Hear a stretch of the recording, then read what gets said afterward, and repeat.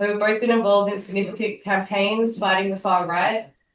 We have Petros, who is a socialist in Greece and coordinator of the movement against racism and the Fascist Threat, which played a critical role in smashing the Fascist Party Golden Dawn. We'll also be hearing from Judy, who is a socialist, anti-racist activist and member of the Socialist Workers Party in Britain. She is a former editorial board member of the International Socialism Journal and has been heavily involved in organising and reporting on campaigns against the far right. So the way the meeting is going to work today is I'll start by giving a short introduction on our situation here in Australia, and then we'll hear from both our speakers for about 10 minutes, and then we'll move on to some open discussion. Before we get into the talks, I just want to give a bit of context. Put this meeting on in response to the disturbing rise of anti-migrant racism and increasing far-right mobilisations over the last few weeks. There has now been 2 mobilisations of racists in Melbourne, calling for the mass deportation of migrants, arguing that migrants are to blame for the housing crisis. The largest mobilisation was the nationwide March for Australia, which mobilised 6,000 racists in Melbourne, 5,000 in Sydney, and thousands more across the country. In Melbourne, these racists were joined by about 30 members of the National Socialist Network, the NSN, a Nazi organisation who played a role in organising the rally and were given a platform to spout their fascist ideas. Prior to these rallies, the NSN have not been as confident to be unmasked out in broad daylight and expressing their ideas publicly. Previously, they would stick to kind of small secret stunts, like when they marched through the Melbourne CBD at 4 a.m. a few weeks ago, and when they mobilised in country towns behind the banner Australia for the White Man. It's clear that the coming together of thousands of racists gave a lot of confidence to the Nazis who, after the March for Australia, left emboldened to go on a rampage, attacking people of colour and anybody associated with the left, and then going on to attack Camp Sovereignty, injuring several people. The racists also left with a confidence that meant they mobilised again last weekend, but this time in smaller numbers, and the base of the rally was more of the anti-corruption focused, attempting to distance themselves from the Nazis, but still it was the same racist conclusions that were being spouted from the front. And I think what we are looking at is a situation that we need to take incredibly seriously. You know, we certainly aren't seeing the same sort of fascist mobilisations that are happening in the UK under Farage or anything like what Golden Dawn looked like, but what we do have is thousands of people who subscribe to racist ideas that are susceptible to being influenced by Nazi ideology. And I think it's really important to see this in context. In the same week as the racist mobilisation, the Albanese government pushed through a $2.5 billion deal with Nauru to deport 354 refugees into offshore detention. And that's part of how over the past year, the government has passed 4 bills giving Border Force ICE-type powers to pick up people without notice and deport them, making it possible to deport more than 80,000 migrants. You know, this is just the latest installment of one of the most, criminal migrant policies in the world, which our government has been whipping up racism to justify for decades. And yeah, I think the scary thing that we need to contend with is that we have all the ingredients for people to be pushed further to the right. We have mass discontent at the standard of living and a government, media and institutions that are deflecting blame through racist scapegoating. And these patterns and ingredients, these are the same patterns and ingredients that laid the path for the deep and broad fascist mobilisations we've seen in both Greece and the UK. And there are vital lessons to take from them so the situation here doesn't escalate towards that. So that's all from me, but I might hand over to Judy now for 10 minutes. Well, thank you. Thank you for inviting me. And it's a really important meeting that you're having tonight, and by turning up you've made the first step, which is by doing something and not just sitting paralysed at home feeling isolated and powerless. I wanted to join you tonight with a story of success. I wanted to tell you about how a year ago fascists and far-right activists attempted to launch pogroms against asylum hotels across Britain, attempted to set fire to them, attempted to burn refugees out of their hostels, and how we socialists organised through a big campaign in Stand Up to Racism, a broad political movement to stop them. How on August the 24th last year, we flooded the streets with huge numbers of young people, of mixed faith communities, of trade unionists to stop the fascists in their tracks. That story still stands, but as of Saturday, I have to tell a different story, because on Saturday in London, there was the biggest far-right march that we have ever seen. Tommy Robinson led at least 110,000 far-right activists through London. I was on the counter demo. We were kettled in by them. It was very, very scary. Not as scary as it is for refugees in hostels, but still pretty scary, because these people have the momentum. Tommy Robinson did what no fascist organisation has ever done in Britain before, by getting that many people out on the streets. Not everybody on the march was a fascist. And I think, as the chair was saying, like in Australia, in the March for Australia, the NSN, wasn't everybody, but they were at the core of it. Fascists were at the core of the London March. They spoke from the platform, they waved their banners, they gave out their literature, and they came away, as you said, Chair, emboldened. Now, for us, of course, this has been building up. We have the Reform UK party on 30% with its poisonous anti-immigrant, anti-trans far-right message. The Tory party in Britain, the kind of mainstream centre party, has been feeding this racist scapegoating for whenever, and it's stepped it up massively. What has been disgraceful is to see Keir Starmer, the leader of the Labour Party, his Home Secretary, Yvette Cooper, desperately trying to be more anti-migrant than reform itself.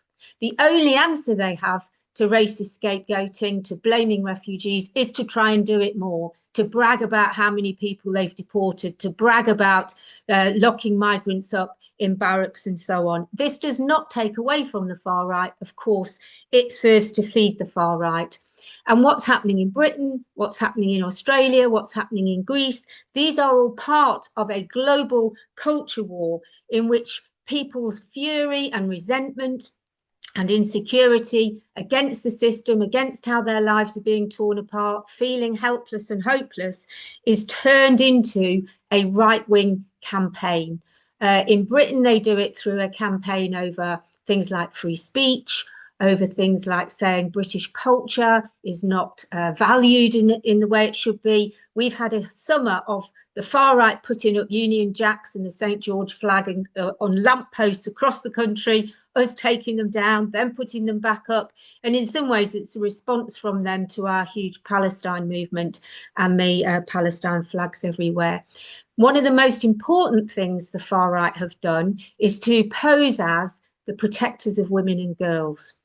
And this has been a consistent feature that they've mobilised, that refugees are rapists, that refugees don't understand British values, that refugees are Muslim and therefore backward, and it is the far-right thugs who are going to defend us. Now, of course, this is nonsense, because we know actually Donald Trump is a convicted rapist. Nigel Farage does talk about how marvellous Andrew Tate, another man who's been accused of rape and trafficking. 40% of the men who were prosecuted, who were arrested for violence at refugee hostels, 40% of them had previously been reported for domestic violence.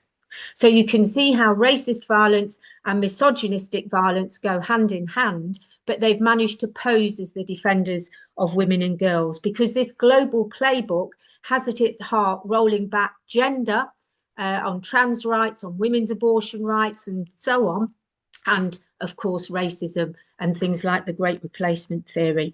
So there is in Britain now a huge debate about how to respond, and a very difficult and sharp debate it is, because trade union leaders who should be leading the fight against the far right, and many on the left who fall in behind them, say the people on the march have legitimate concerns. They say we shouldn't call them racists, because we should be having a dialogue with them.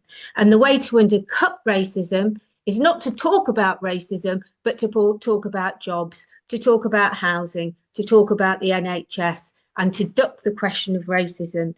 And we think this would be a disastrous policy. We understand that people are angry because of low pay, inequality, not being able to see a doctor. But we know that if you just talk about those issues, it's not enough. You can have left-wing radical organisations in France and so on. It doesn't undercut the fascists. You have to talk about how to take on fascism. Our march had a fascist core to it, and as yours did too. And we have to understand the nature of fascism. Fascism can present many different faces. You know, they don't always start by saying we want to implement the Holocaust, we want to lock people up in extermination camps. They start by saying, we understand you're fearful and they're the problem and we'll deal with them. We understand you're angry about the system and they're the problem and we'll deal with them. We'll make you feel safer. But they have common features. The first is this: fascists come to strength and to power when the ruling class wants to get rid of democracy. Antonio Gramsci, the great Italian revolutionary, said, fascism is capitalism's emergency solution when the ruling class can no longer govern through liberal democracy. Now, we're not there yet, but it's not a million miles away from where we are. And what's unique about fascism is it's not just right wing, it's not just racist, it's not just hostile to all questions of gender. It is a counter-revolution which mobilizes people from below. It mobilizes the lower middle classes, it mobilizes the self-employed, and indeed intersections of the working class. Clara Zetkin, the great German revolutionary who wrote about 100 years ago after fascism had triumphed with Mussolini in Italy, she talked about how the decay and demoralization people feel with economic crisis, with political instability, with political inadequacy, means that wider layers of people can be pulled in behind the fascists. And the fascists are a threat to everyone. And in this sense, they create the possibility for wider layers of people to be won to fighting them, because they're against women, because they're against gay people, because they're against trans people, because they're against migrants, but ultimately they're against all faith groups, they're against all trade unions, they're against all expressions of working class organisation. And so all of those people should be won to an idea that they have to wear an anti-fascist badge, they have to give out an anti-fascist leaflet, they have to pass an anti-fascist motion at work. Now, luckily for us, we have 100 years of organising against fascism. And through Clara Zetkin, through Leon Trotsky, through our experiences, Britain and around the world, we know that the united front is the most important way we can stop them. What is a united front? It's about saying we want to pull together and organise everyone who is against the fascists. Doesn't matter where you come from, what your beliefs are, you don't have to be a socialist. So long as you want to stop the fascists, we want to link arms with you. But we want to maintain our revolutionary socialist politics, because we know that politics is what can push a movement forward and what can make a movement militant and successful. So the slogan is, we march separately, but we strike together. We have our own political views, our own independent organisations, but when the fascists march, we link arms with everybody to stop them marching. We have to confront them physically on the streets when we can. And the reason for that is, as Trotsky explained, fascism takes the worm and makes him feel like a dragon. So fascism takes people who are despairing, desperate, miserable, downtrodden people, and by marching with flags and uniforms and a sense of national pride, it makes those people feel like a big, powerful dragon. And so we have to stop them and make them feel like worms again, and make them feel that they are not powerful dragons, that there is a better way and a different way of challenging the system. In Britain, we are looking at ways to mobilise people from our magnificent Palestine movement, a movement which has seen millions of people take to the streets for 2 years. We have to go into that movement and say, the fascists, we understand why Palestine is so important to you, but if the fascists gain power, your marches will be attacked. Your children will be attacked because Islamophobia will go through the roof. So we have to reach out to those people and, crucially, take our fight into the trade union movement, not to convince the people at the top who are worried about their members voting reform and don't want to alienate them, to the grassroots of the union meeting, to begin passing motions, to begin to say, we need the banner from the rail workers, the health workers, the tube workers, the postal workers on our next confrontation with Tommy Robinson. And finally, we need to say we need struggle. When I look at France today and I see the En Bloqué Everything movement, I'm cheering, because that's the best answer to Marine Le Pen and the fascists, for people to take to the streets, to fight back and organise collectively. But even that is not enough. We want struggle, we want united resistance, but we also have to build a socialist organisation that can counter the despair of fascism with the hope of collective struggle, because we want to turn those worms into fighters for a different world. Some of them we want to smash off the streets, we want to humiliate, and we want to push back into the gutters. But many of the people looking to them with hope in a collective solution to capitalism's crisis could be one to fighting back, not just against the fascists, but against the whole system that breeds fascism and breeds racism. So we want to fight them in every way possible. And at the same time, we want to build a movement of hope, of socialism, of collective solidarity and of love to counter a system that breeds war and despair. Okay, thank you very much for the invitation. These are crucial days to discuss the fight against the fascist threat. If you take into account what just Judy said about what's happening in the United Kingdom, and if we take into consideration what is happening in the United States after Charlie Kirk was assassinated by one guy, obviously far-right guy, and the way that the Trump administration is trying to use all this event to attack the left, to attack the Palestinian solidarity movement, to attack socialists in America, because they're afraid, even in the United States, they're afraid of socialists that are coming in the period of crisis. So it is very important to explain, first of all, why they're rising, why there is this rising fascist threat in this period, and how we can stop them. First of all, it's very clear that the ruling classes are in crisis. We have all this catastrophic capitalism with competition, with wars from Ukraine to the Middle East, and the way that the ruling classes are trying to impose their domination is through splitting the working class. It's racism. It's racism, and above all, Islamophobia. And we have to see that traditional neoliberal parties and social democratic parties have shifted to the right. They are accommodating to this kind of policies, but also they are adopting racist policies, which are opening the space for the far right and the fascists. And I think that this factor is very important. The governments are playing the card of racism. They are speaking about how they have to close the border.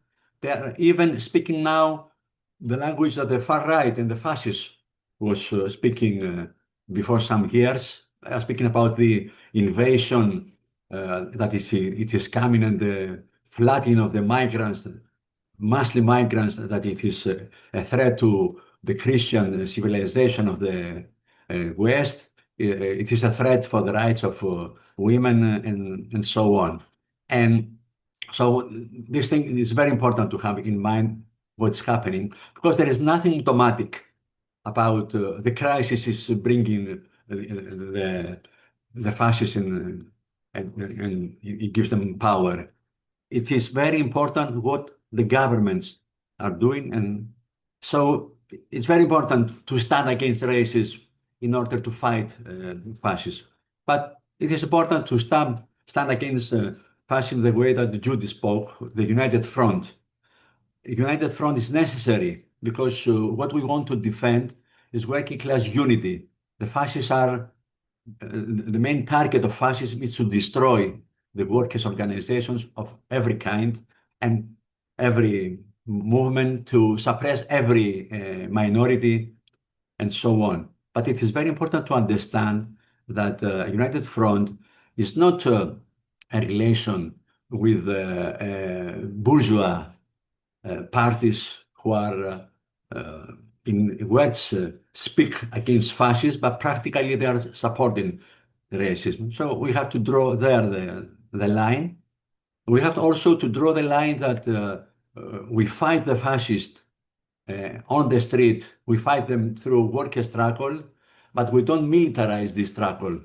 We are not trying to organize counter demonstrations by using baston helmets and so on, the way that the anarchists are usually doing, or some part of the Antifa movement. We have to organize the working class, the students' movement. We have to open the fight against the racism, and this is the way how we're mobilizing on the street, based on these struggles. In Greece, we have the experience of the Nazis of Golden Dawn.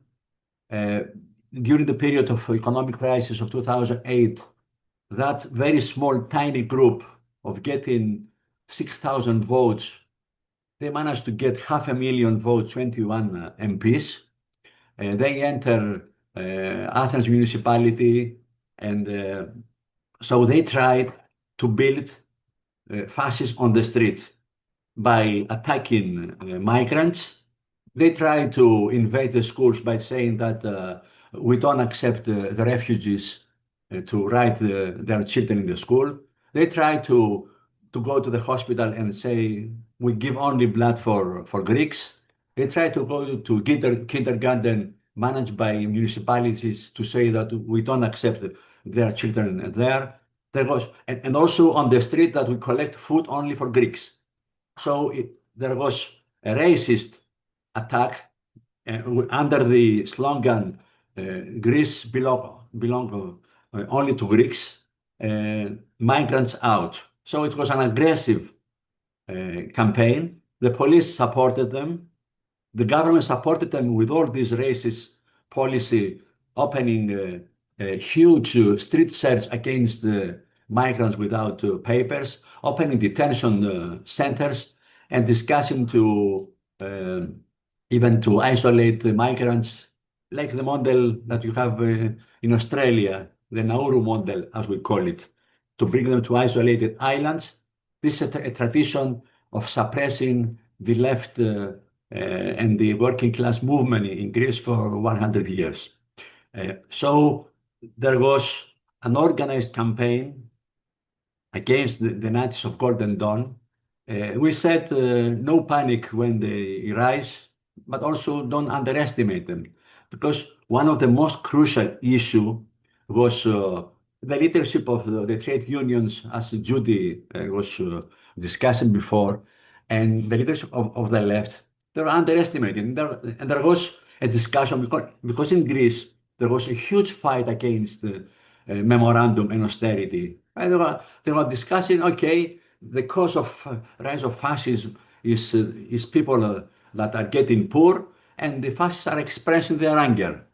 So if we organize the workers' struggle, if we organize the left to take the government with Syriza, that's enough. That's the end of the story. Don't open fight against racism. Don't open fight against fascism on the street, which it was absolutely a mistake. We organized Keerfa, a campaign movement united against racism and fascism. We had a very strong relation with Pakistani community and with opposed Islamophobia. We organized every time that the fascists we are organizing, we're stabbing one migrant. We are there to fight with the trade unions, with young people, and with the migrants. When in 2013, and it was in this date, this is the anniversary of the 12th year when the Golden Dawn murdered the musician Pavlos Fissas. So all this campaign that we built it, we were in the position to call the trade unions to move for a general strike demanding that the Golden Dawn should go to the prison and and close all their offices and all their MPs to go to the prison. It was possible for this to happen, and indeed it happened. A general strike and a huge demonstration of 60,000 people moving to their headquarters. In 1 week, the state was forced to come to a crackdown. All of them, they were put in prison, the leadership of Golden Dawn. We organized a campaign, and a big campaign for their trial. We said that we want to be we want to be political prosecution in this trial. And this trial in 2020 ended with a photo that it is just behind my back. The photo is 100,000 workers, young people who participated in a general strike to support the demand that the Golden Dawn should be stopped and their leaders to go to the prison. And they went to the prison. So all this campaign, the campaign on the street, the campaign in the trade unions, how we built it from below, the campaign in the communities led to this huge victory. Of course, this is not the end of the story, as we see now of what is happening in the UK. We have to build continuously the fight against fascism and racism. And now in Greece, we're campaigning for to put in prison the leadership of the Greek Coast Guard that provoked the terrible shipwreck of Pylos that led to 600 refugees dying in the Mediterranean Sea. So our campaign to open the borders, to legalize all migrants, to give them asylum rights and not to curtail them. It is the main strategy of European Union now. It is very important how we can defend refugees, how we can defend the unity of the working class. And this is a proposal for international campaign. You know that every year, around the 21st of March, we're organizing internationally. This is a very important thing to get to be steady on that, to unite the struggle against racism and fascism. I think it doesn't matter how small our forces are in one country. It is very important to address in a correct political way the issue of united front, the issue of uniting the fight against fascism with the fight against racism, and to stand steadily that we will fight the fascists on the street with counter demonstration. So I think there are possibilities everywhere to stop them. We are not at the end of